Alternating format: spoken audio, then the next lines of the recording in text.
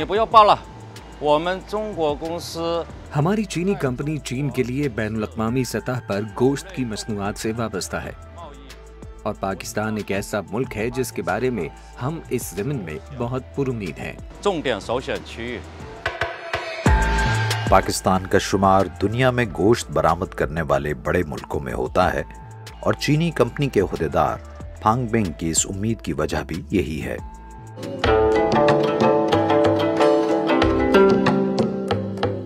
फांग की कंपनी चीन में सारिफीन के लिए पाकिस्तान से गोश्त दरामद करती है और इसके लिए उन्होंने कराची की दी ऑर्गेनिक मीट कंपनी के साथ शराकत कर रखी है।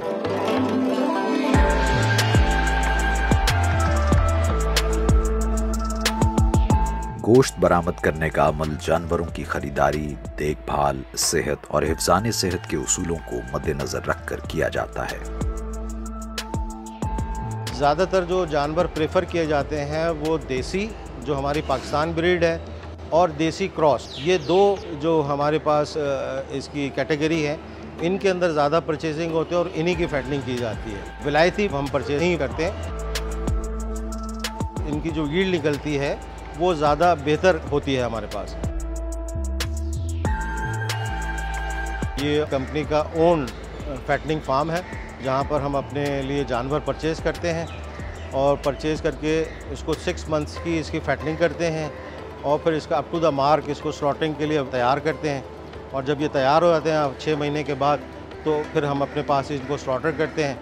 फैटनिंग करने का बेसिक मकसद ये होता है कि इसकी क्वालिटी और मीट जो है वो काफ़ी बेहतर हो जाती है। नॉर्मल जो मंडी से माल हम ख़रीदते हैं या जो सप्लायर हमारे पास प्रोवाइड करते हैं उनसे इनका मीट बहुत फ़र्क आता है। इनकी मार्बलिंग हो जाती है और इसका क्वालिटी ऑफ मीट बढ़ जाता है, इनकी यील्ड बढ़ जाती है, इसलिए हमने ये फैटनिंग फार्म बनाया हुआ है।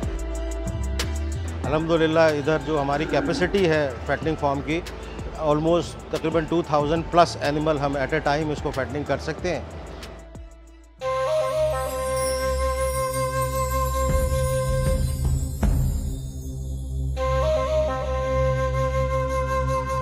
फार्म में तैयार हो जाने वाले जानवरों को ज़बाख़ाने ले जाया जा रहा है जहां उन्हें जदीद मशीनों के जरिए ज़िबाह किया जाएगा।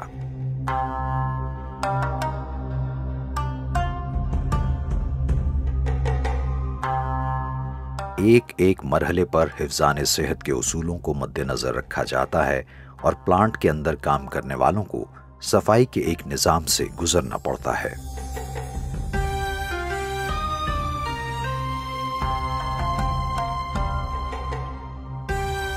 ज़िबाह करने के बाद एहतियात लेकिन महारत के साथ इन जानवरों की खाल अलहदा करने और दीगर मराहिल का सिलसिला शुरू होता है।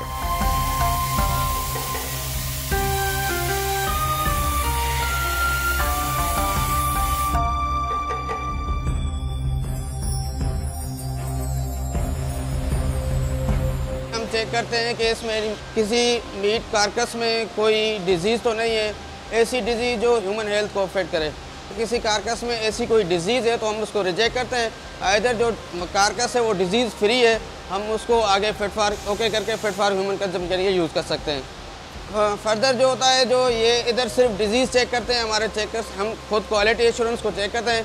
फर्दर जो हमारा एक इंस्ट्रूमेंट यूज़ करते हैं हम उसको बोलते हैं वेक स्कैन मशीन, जिसके हवाले से मीट पे कोई भी डस्ट, कोई बैक्टीरिया, कोई वायरस आइदर हो, वो काम करता है एज ए स्टेरिलाइजेशन के थ्रू, कि उसके थ्रू जो भी डस्ट होती है, जो भी माइक्रो ऑर्गेनिज्म होती हैं वो किल हो जाते हैं।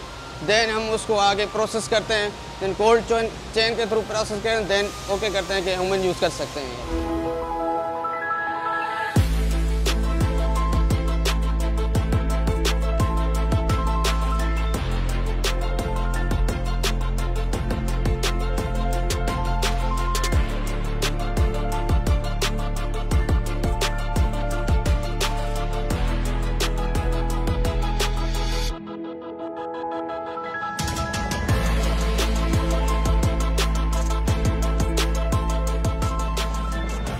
अब वो मरहला आता है जहां चीन के लिए भेजे जाने वाले गोश्त को तैयार किया जाता है और यहाँ चीनी कारकुन भी अपने पाकिस्तानी साथियों के साथ शामिल होते हैं।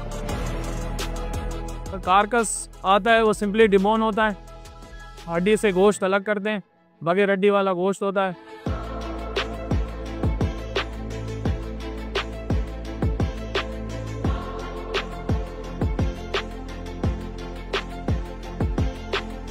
फिर बाद में इनका फाइनल चेक होता है, कोई हड्डी बोन चिप या कुछ इस तरह का ना हो।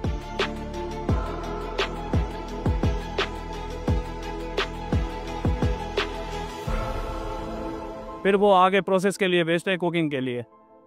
जैसे बास्केट है उसमें 15 केजी या 20 केजी इस हिसाब से, फिर वो आगे ट्रेज हैं, उस हिसाब से हम एक ट्रेज में 80 से 100 किलो के दरमियान हम एक ट्रेज के अंदर डालते हैं। ये कंपनी खलीजी ममालिक समेत कई मुल्कों को गोश्त बरामद करती है, लेकिन चीन के लिए भेजे जाने वाला गोश्त बिल्कुल मुख्तलिफ अंदाज से बरामद किया जाता है। China was already importing for years the same commodity from Mongolia. We said okay fine, ये चीज़ की जा सकती है कि हम मीट को फर्दर प्रोसेसिंग करें, उसको बॉईल करें, ठीक है, उसकी लाइन प्रोसेस ऐसे बनाएं कि जो भी गोश्त आ रहा है उससे इस वाली प्रोसेस लाइन का डिस्कनेक्शन है कम्प्लीटली। यहाँ जो प्रोसेस हो रही है उसका प्रोसेस फ्लो बिल्कुल अलग हो और प्रोसेसिंग भी हो जाए, फ्रीजिंग भी हो जाए, पैकेजिंग भी हो जाए और वहीं से बाहर चला जाए, तो there is no cross contamination also. तो वो प्रोसेस लाइन डेवलप की।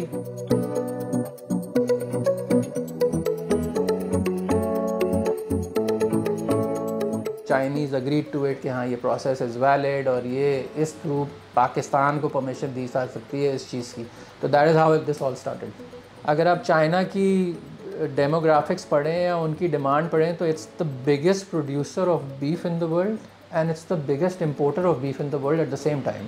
तो हमने कोशिश की कि हम जब बराबर में एक मार्केट खड़ी हुई है और वो ब्राज़ील से ख़रीद रही है या साउथ अमेरिका से ख़रीद रही है, यूएस से ख़रीद रही है, और पाकिस्तान अगर उन मुल्कों से सस्ता है तो हम भी अपनी जगह बना सकते हैं वहाँ जाके।